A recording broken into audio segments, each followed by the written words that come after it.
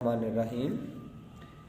प्यारे स्टूडेंट्स, आज आप लोगों के लिए मैं जिस टॉपिक पे बात करने जा रहा हूँ वो है 9th क्लास का मैथमेटिक्स साइंस के लिए exercise 1.6 first unit matrix and determinant. इसकी एक्सरसाइज 1.6 की इम्पोर्टेंस ये है कि इस एक्सरसाइज में से बोर्ड के लिए 4 मार्क्स का क्वेश्चंस 90% निकलता है और ये इतना ज़्यादा मुश्किल भी नहीं है।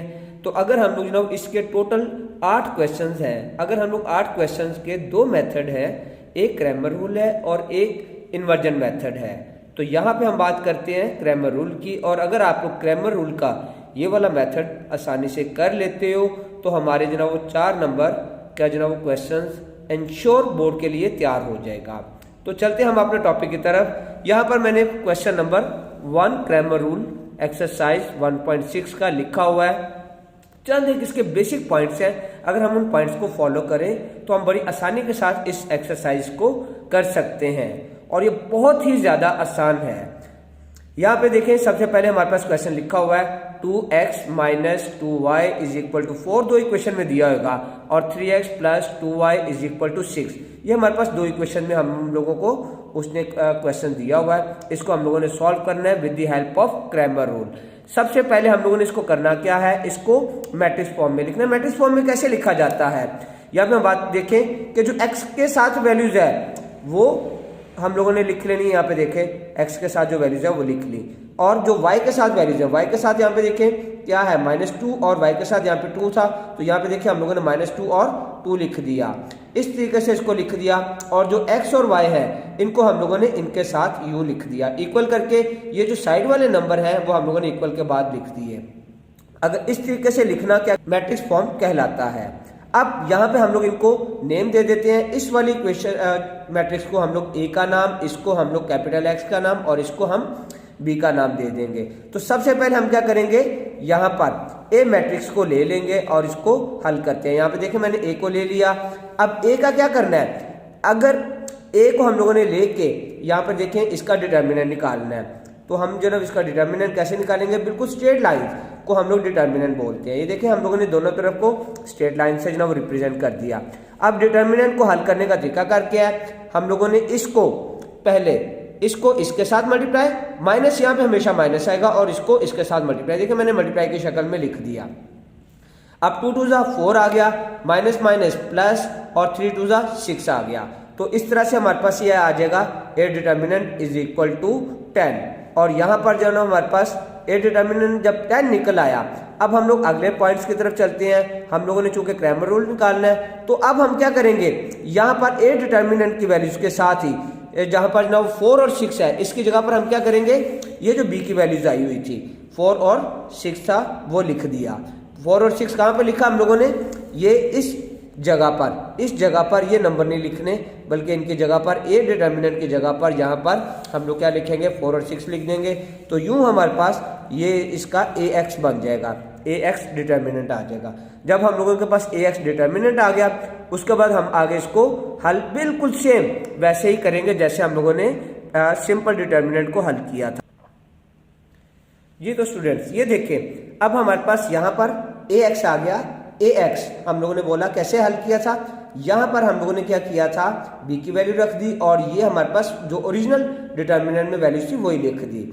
अब इसको हम लोगों ने हल कैसे करना है, जैसे हम लोगों ने सिंपल डिटर्मिनेंट निकाला था, तो डिटर्मिनेंट के लिए हम लोग क्या करते थे, इसको इसके साथ मल्टीप्लाई और माइनस इसको इसके साथ मल्टीप्लाई। तो देखो वही नहीं किया हम लोगों ने, 4 और इसको इसके साथ मल्टीप्लाई, 4 2, और यहाँ पे हमेशा माइनस आएगा, और माइनस अगले हम लोगों ने ब्रैकेट्स में नंबर लिख लिया, क्योंकि माइनस आ जाएगा तो ब्रैकेट लिख लेना बेहतर होता है। अब हल करने का वही तरीका कर, 4 2 8, माइनस माइनस प्लस हो गया, और 6 2 12 हो गया। तो 8 और 12 कितना आ गया हमारे पास, 20 आ गए। देखिए 20 आ जाएगा। सिमिलरली बिल्कुल ऐसे ही हम इसका जो दूसरा पोर्शन हल करेंगे, उसमें भी क्या करेंगे, उसमें हम जो डिटर्मिनेंट था हमारे पास, ये जो डिटर्मिनेंट था यहाँ पर हम लोगों ने पहले इस जगह पर रखी थी B की वैल्यू, अब हम क्या करेंगे, अब हम इस जगह पर B की वैल्यू रखेंगे -2 और 2 की जगह पर। तो देखिए जब हम लोगों ने -2 और 2 की जगह पर रखी वैल्यूज, तो उसको हम लोगों ने क्या नाम दे दिया, आप AY का नाम दे दिया। देखिए ए वाई इज इक्वल टू आ जाएगा, ये तो वैसे के वैसे ही आ गए ओरिजिनल डिटर्मिनेंट की वैल्यूज। और यहाँ पर हम लोगों ने देखे कि बी की वैल्यूज लिख दी। मैं आप लोगों के सामने इन दोनों को कंपैरिजन भी करवा देता हूँ। यहाँ पर देखिएगा, ये हमारे पास ओरिजिनल डिटर्मिनेंट था। देखें यहाँ पर ओरिजिनल डिटर्मिनेंट मैंने साथ में आप लोगों के सामने दिखा दिया कि ये देखें यहाँ पर ये तो वैसे का वैसे ही रह गया। ओके, ये देखें वहीं रह गया। अब यहाँ पर क्या था, एक्चुअल -2 और 2 था। इस सारे को हम लोगों ने उठा लिया y के लिए, इस सारे को उठा लिया और इसकी जगह पर क्या लिख दिया, 4 और 6 लिख दिया।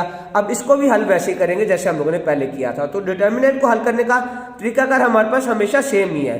क्या है, इसको इसके साथ मल्टीप्लाई, 2 6 12, और यहाँ पे मैंने आपको बताया था कि ये हमेशा माइनस आएगा। तो यहाँ पे देखो माइनस आ गया और 4 3 12, देखें 4 3 12। अब यहाँ पर माइनस का 12 प्लस का 12 से कैंसिल हो गया। तो जब दोनों वैल्यूज लेफ्ट और राइट कैंसिल आउट होती हैं तो हमारे पास आंसर क्या आता है, 0 आता है। तो ये देखिए हमारे पास आंसर यहाँ पे ay की वैल्यू 0 आ गई। अब यहाँ पर इसको हल करने का फर्दर हमारे पास फार्मूला है कि x और y की वैल्यू निकालनी थी। यहाँ पे x इज इक्वल टू क्या आ गया हमारे पास, ए एक्स की value over A determinant. A x की वैल्यू क्या आई थी हमारे पास, 20 आई थी, और ए डिटर्मिनेंट की वैल्यू क्या आई है, 10 आई है। तो 10 2 यहाँ पे हम लोगों ने जब इसको कटिंग की तो 10 2 क्या आया, 2 आ गया। एक्स की वैल्यू क्या आ गई हमारे पास, 2 आ गई। आगे फर्दर सेम हम लोग इसको हल करेंगे y के लिए। y का फार्मूला क्या आ जाएगा, y इक्वल टू आ जाएगा A Y over A determinant. A Y over A determinant आ गया। ए वाई की वैल्यू क्या आ गई हमारे पास, 0। ए डिटर्मिनेंट की वैल्यू क्या थी हमारे पास, 10 थी।